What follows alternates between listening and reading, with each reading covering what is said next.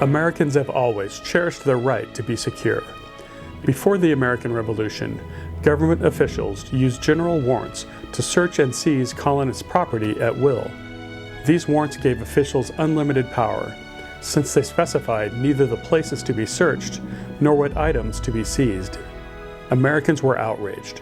John Adams and the other revolutionaries understood if government officials could search and seize us and our property at will, no one could feel or be safe.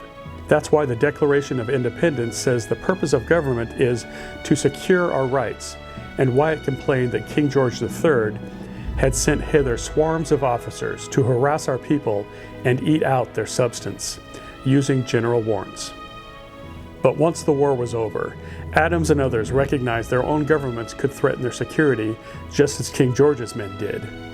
So Adams drafted Article 14 of the Massachusetts Declaration of Rights, which not only banned general warrants, but recognized that every subject has a right to be secure from all unreasonable searches and seizures of his person, his house, his papers, and all his possessions.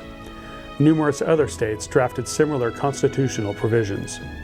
Many feared federal officials would run roughshod over these rights, so they called for guarantees in the U.S. Constitution against hasty and unreasonable search warrants, warrants not founded on oath and not issued with due caution, for searching and seizing men's papers, property, and persons. The Fourth Amendment is a response to those calls. It shines light on the right to be secure, with a focus on well-understood property rights.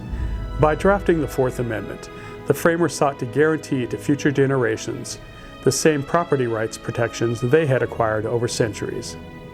One critical right the framers sought to protect was the right to exclude other people from your property. Both the framers and English common law stated that a man's house is his castle. It meant that absent a valid warrant or a true emergency, neither the king nor his officers could enter your property. That's why the framers used the term secure, which contemporary dictionaries defined as protected from danger and free from fear. After all, property isn't truly yours if you fear government officials may break down the door at any moment. That's why Adams himself said, "Property must be secured, or liberty cannot exist." The purpose of the amendment was to broadly protect us from government intrusion against our persons and property at will. The framers had just fought a revolution against the king's general warrants. They wanted to prevent any chance their own government would commit the same abuses.